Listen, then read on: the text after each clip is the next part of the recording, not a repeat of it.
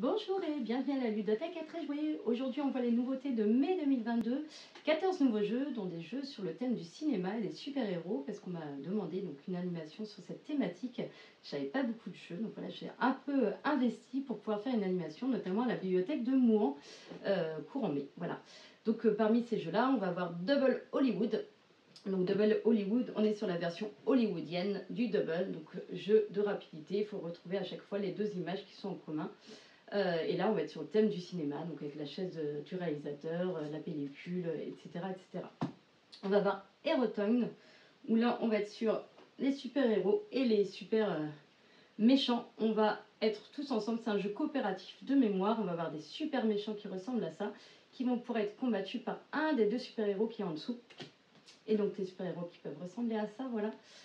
Qui ont chacun donc deux accessoires. Et donc si on arrive à retrouver deux accessoires, on va pouvoir activer le super-héros qui va combattre le super méchant. Et si jamais on se trompe, en fait, le building va se mettre en feu. Il faut éviter que le building soit complètement en feu, sinon on a perdu la partie. On va voir B-Movie, qui est un jeu assez original sur le principe du bluff.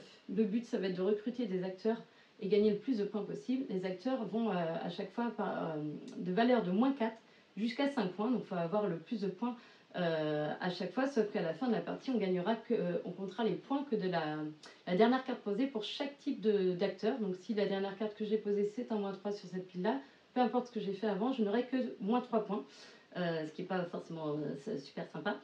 Et ce qui est bien dans ce jeu-là, en fait, c'est que pour recruter des acteurs, je ne vais pas choisir dans ma main ce que je vais poser, en fait, c'est que je vais avoir dans ma main des cartes, par exemple comme ça ou comme ça, voilà. Donc une carte avec marqué derrière que, ce que je vois, c'est un clown ou une sorcière. Donc je sais que j'ai un clown ou une sorcière dans ma main. Je ne sais pas du tout ce que c'est et je ne sais pas du tout si c'est positif et négatif. Et je vais en fait poser la question aux autres joueurs s'ils veulent ou pas de ma carte. Et selon leur réponse, je vais vouloir garder la carte ou la récupérer. Donc voilà, on va essayer de bluffer au mieux pour que le joueur se retrouve avec des cartes négatives. On va avoir le timeline musique et cinéma. Donc là, le timeline, en fait, le but, ça va être de réussir à mettre les cartes dans l'ordre, en fait, comme une frise chronologique. Ce qui n'a pas forcément été évident, parce que par exemple, si je vous dis Titanic et Rocky, vous allez me dire, oui, bah, le Titanic est apparu bien après le Rocky, ça y a pas de souci. Mais si je vous dis la musique YMCA, est-ce qu'elle est apparue avant Rocky, après Rocky, ou après Titanic, j'imagine que non, voilà. Donc on va essayer ensemble, parce que c'est un jeu compétitif qui se transforme souvent en coopération, on va essayer d'aider les autres joueurs à placer leurs cartes. On va voir Po. Po, on est sur un petit jeu de super-héros et super-vilains, un peu pareil que Aeroton.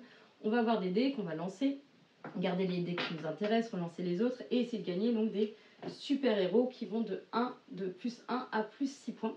Donc on va essayer d'avoir le plus de points possible, sauf que dans ce jeu-là, on va devoir récupérer aussi des super-vilains qui vont aller jusqu'à moins 4 points. Donc on va essayer de récupérer les super-vilains qui font perdre le moins de points possible, parce qu'à la fin de la partie, en fait, si jamais j'ai plus de super-héros que de super-vilains, malheureusement je vais perdre mes super-héros en trop, donc il faut essayer d'équilibrer un petit peu pour ne pas perdre trop de points. On va voir Poul Poul, on est sur un petit jeu de mémoire, d'observation. Il va falloir ne pas perdre le fil du film. On va essayer de compter des œufs jusqu'à 5. Vous allez me dire super simple, mais non, pas du tout, parce qu'en fait là j'ai un œuf, tout va bien, j'ai 2 œufs, tout va bien, je sais compter jusqu'à 2. Sauf que s'il y a une poule qui apparaît, elle couvre l'œuf, donc l'œuf qui est en dessous ne compte plus. Et s'il y a un renard qui apparaît, il chasse la poule, donc l'œuf est de nouveau disponible, donc je suis à 2 œufs, et puis etc. etc. Et dès qu'il y a 5 œufs disponibles, tac, on tape sur la carte. Et si vous avez trouvé ça beaucoup trop simple, il y a des variantes de jeu qui vous font vraiment perdre le fil du film. On va voir casting. Casting, on est sur un petit jeu d'ambiance. On va jouer sur les préjugés physiques des personnes. Donc on va avoir un petit clap comme ça. Dedans, on va mettre des petits acteurs, des acteurs femmes ou des acteurs hommes. Et donc chaque acteur va être sous une lettre. Chaque joueur va récupérer une lettre secrètement et va devoir faire deviner en fait son personnage. Donc par exemple, si je suis sous la lettre A, il faut que je fasse deviner cet acteur-là. Et pour ça, on va répondre à une question. Donc le réalisateur va poser la même question à tout le monde en disant par exemple quelle est sa boisson préférée. Et selon le physique de l'acteur que j'incarne, en fait, je vais répondre à la question en disant par exemple peut-être que lui il boit plutôt du whisky ou il est plutôt tisane par exemple. Donc on est complètement sur les préjugés. Donc c'est assez sympa. On a aussi Rhino Hero Junior qui fait partie en plus des jeux bonus que vous pouvez louer gratuitement à la ludothèque. Donc là, on est sur la version vraiment pour les tout petits d'un jeu d'empilement. En fait, on va essayer de construire un immeuble comme ça, en sachant que les étages vont devoir se mettre en fait du plus grand au plus petit. Et en plus, il y a des petits chiffres dessus pour nous guider. Donc voilà, on va voir en plus des super-héros à poser à la fin dessus sans faire tomber la tour. À la fois des variantes coopératives et compétitives. Et on va voir Rhino Hero Missing Twin. On est chacun un super-héros. Et on est sur un petit jeu en fait d'observation, de rapidité. On va avoir plein de cartes de disposer sur la table. Il y en a vraiment, je ne sais pas combien il y a de paires, mais il y a beaucoup de paires de cartes. Et il y a un joueur en fait qui va, pendant que les autres auront les yeux fermés, qui va cacher une des deux cartes en fait jumelles. Donc s'il y a par exemple les deux cartes là, il va en cacher une. On va tous ouvrir les yeux et parmi toutes les cartes qu'il y a sur la table, on va essayer de retrouver laquelle est unique, n'a plus son jumeau. Et le premier qui y parvient va pouvoir gagner la carte. Donc voilà pour les jeux sur le thème du cinéma et des super-héros. On va également avoir en jeu bonus que vous pouvez louer gratuitement des tout premiers jeux. Donc on va avoir Bienvenue à la maison par exemple. On est sur une maison en fait avec différentes pièces de la maison, donc salle de bain, cuisine, etc. Et on va avoir des objets. Et il va falloir deviner en fait dans quelle pièce se trouvent les objets. Donc par exemple, est-ce que le papier toilette, je peux le trouver dans la cuisine? Très bonne question. Pour échanger sur ces réponses. Et ce qui est super bien pensé, c'est qu'on a une petite fille, petit garçon, voilà, comme pion. Donc ça, c'est plutôt sympa pour les enfants.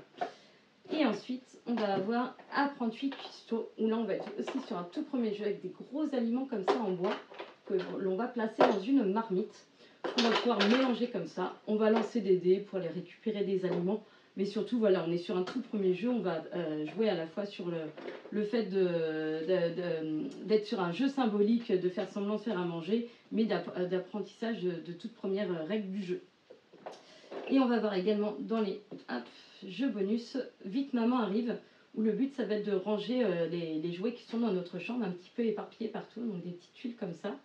On va chacun avoir des caisses avec dedans à chaque fois deux objets, deux jouets, identiques ou différents. Il va falloir retrouver l'unique tuile en fait qui correspond à chaque carte, donc recto verso. Dès qu'on a trouvé, on va pouvoir mettre dans la caisse, et dès qu'on a trouvé dès qu'on a rempli toutes nos caisses, on va pouvoir récupérer des bâtonnets. Plus on est rapide, moins on gagnera de chaussettes, parce qu'en fait on a chacun un petit lit comme ça. Et à chaque fois, donc quand on n'est pas très rapide, par exemple, qu'on se trompe, on va gagner une grosse paire de chaussettes comme ça, et qu'il va falloir glisser sur notre lit. Et quand les chaussettes dépassent du lit, on a perdu la partie. On va avoir également des jeux pour voyager. Les Aventuriers du Rail, mon premier voyage. On est sur la version junior en fait du jeu de société du classique. Voilà, où on a donc un plateau sur l'Europe. Il va falloir en fait, on a des destinations. Il va falloir relier les villes une à une, en posant des petits wagons grâce à des cartes, voilà, locomotives ou wagons, voilà, un petit peu de tout. Et dès qu'on a réussi, en fait, on gagne notre petit ticket. Il faut gagner 6 tickets pour gagner la partie. Et on va voir pour finir Seven Wonders Architect, où là on va être sur la version très familiale du Seven Wonders, qui est aussi assez connue. On va pouvoir jouer de 2 jusqu'à 7, donc ça c'est plutôt sympa. On a chacun notre petite merveille à construire, et dedans dans notre petit, voilà. On va avoir donc notre petite merveille qui est au départ en construction. Il va falloir réussir à la construire grâce à des ressources. Ça nous permet de gagner des points. On va aussi gagner des points grâce à des cartes aussi bleues on va y avoir des points directement dessus, des cartes rouges pour le conflit. On va essayer d'affronter les autres et de gagner les combats. On va pouvoir gagner des jetons. Enfin, il y a plein de choses différentes. Et ce qui est sympa, c'est que la version pioche, en fait, on va avoir une pioche à notre gauche, une pioche à notre droite. Les deux cartes de ces pioches-là vont être visibles, donc on va savoir ce qu'on va pouvoir piocher. Et on va avoir la pioche centrale où là, par contre, la pioche est cachée. Et on va choisir en fait à notre tour dans quelle pioche on va aller prendre notre carte pour pouvoir réaliser des choses, gagner des points. Donc voilà pour les différents jeux pour le mois de mai. N'hésitez pas à venir à la ludothèque pour les louer. Merci, au revoir.